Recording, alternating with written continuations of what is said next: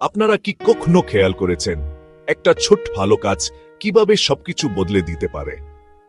আমি আপনাদের একটা ছোট গ্রামের গল্প বলি। এখানে দায়া শুধু একটা শব্দ ছিল না, এটা ছিল জীবনযাপনের একটা উপায়।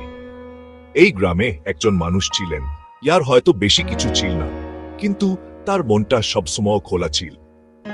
কখনোই কারো সাহায্যের দরকার হতো, তিনি প্রথম এগিয়ে আসতেন। যদি কারো ছাদ ফুটো হয়ে যেত, তিনি হাতুড়ি নিয়ে হাজির হতেন।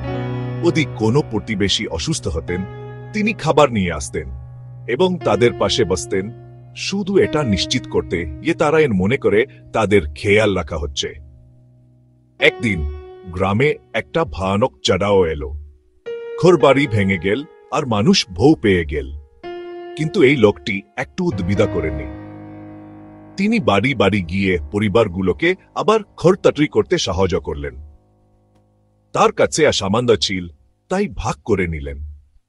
তিনি প্রশংসার জন্য এটা করেননি, তিনি এটা করেছিলেন কারণ তিনি বিশ্বাস করতেন, হে এখন আপনি একজন মানুষকে সাহায্য করেন, তখন আপনি পুরো সমাজকে সাহায্য করেন।